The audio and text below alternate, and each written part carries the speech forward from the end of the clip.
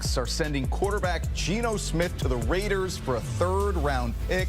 Vegas had been linked to free agents like Russell Wilson and Aaron Rodgers, but Pete Carroll is instead reunited with Smith, who's coming off a career high in both passing yards and completion percentage, despite being sacked 50 times. Here are the details of the deal. That third-round pick is this year's pick, belonging to Vegas, number 92 overall for Geno Smith, who is headed into the final year of his contract. He'll turn 35 years old in October. All right, I called it a chess move, but I'll let our NFL analysts decide how we should view this deal. Chess or checkers, great move, kind of move. Former defensive back Bryant McFadden, former CEO of the Raiders, Amy Trask, joining us now. Okay, Amy, your reaction when you saw this deal. Is this a win for Vegas, considering some of the other options that were out there at QB? Chris, I like this. It's an upgrade at quarterback, good value for the trade. You've got a starting quarterback for a third-round pick. I've shared before that I like the hire of Pete Carroll, and now I like the pairing or the repairing of Pete and Geno. I think it's a win. Okay, B-Mac, from your perspective, grade this out for us, how this fits with what the Raiders want to do, need to do, and maybe what Geno's walking into, the situation. Well, for me, this is an A. This is an A, and here's why. Pete Carroll will be 74 in September. So it's safe to say he has no time to wait around like an Uber passenger. He has to go get this thing rolling right now. So he went out and got a quarterback that he knows extremely well. The football relationship is there. They've had success, and he's comfortable with Geno Smith. And the same can be said with Geno Smith being comfortable and really loving being around Pete Carroll. So this makes all the sense in the world. To everything that Amy mentioned, I add to that. I believe in it. I think this is a fantastic move by the Raiders, being able to go ahead and get a NFL-ready quarterback right now to jump into your organization and be the day one starter and have a significant impact. All right, so instead of an A, maybe 5 stars if we're going to use the Uber rating system here from BMAC. All right, Amy, with the quarterback now in place, what else do you want to see from Las Vegas? What moves or positions should they be prioritizing?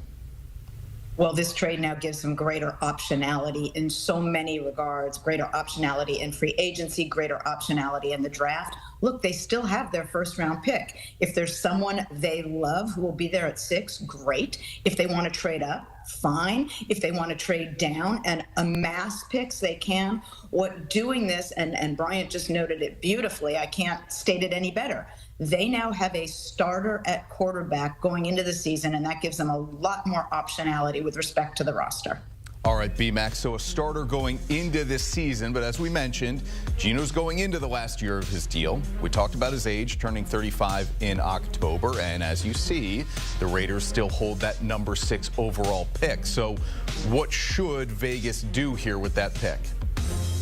If everything goes accordingly in terms of the quarterbacks and, the defender and Abdul Carter are being off the board by the time the Raiders are up to make their first-round selection, I think Ted McMillan is the way to go.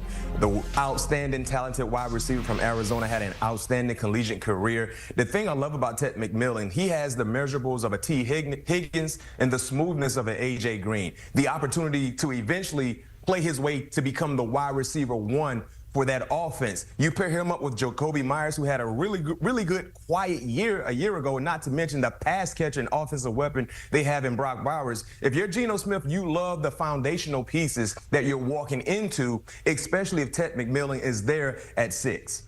Okay, let me, Brian, ask you about what maybe a player in the Seattle organization is thinking here. DK Metcalf wants a trade. They just released Tyler Lockett.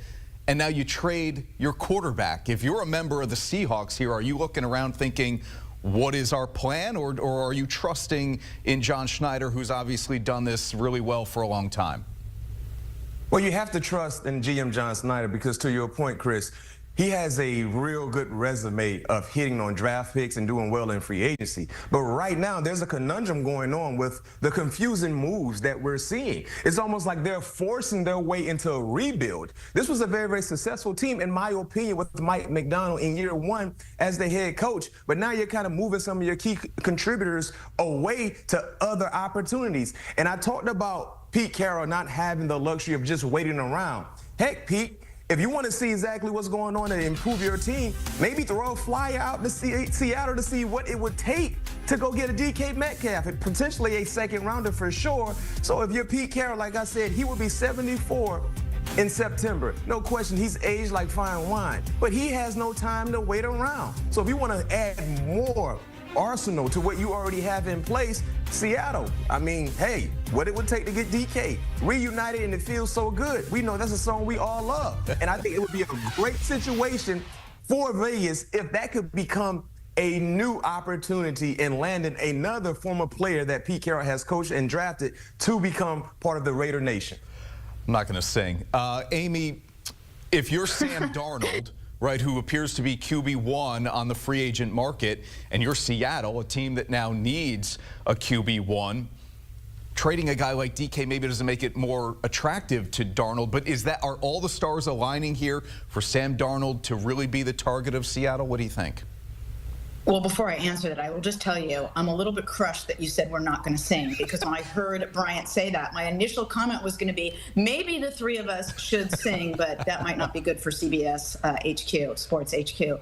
Look, you may absolutely be right. It may be Sam to Seattle. There's certainly a lot of murmuring and rumoring and chitter-chatter about that. I also wouldn't be surprised to see another team, whether it's Minnesota or any other team, swoop in and try to grab Sam Darnold. He is one of the more interesting quarterbacks available on the free agent market. There's a couple of more interesting quarterbacks there as well. One that I don't think is talked about enough is Russell Wilson. We don't know what Pittsburgh's going to do in that regard, and if Russell ends up somewhere else, I think that's an interesting option.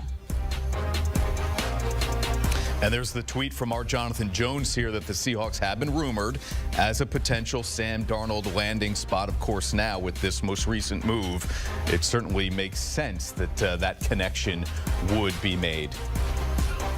All right, B-Mac, would that be an upgrade, do you think, in Seattle if they bring in Darnold over Geno? Wow, great question, Chris. To be determined, I think, because if you look at the trajectory that we're watching with Sam Darnold, it's almost kind of following the footsteps of Geno Smith before he became a Seattle Seahawks quarterback. Great. Because remember, people wrote him off. Geno said he never wrote back.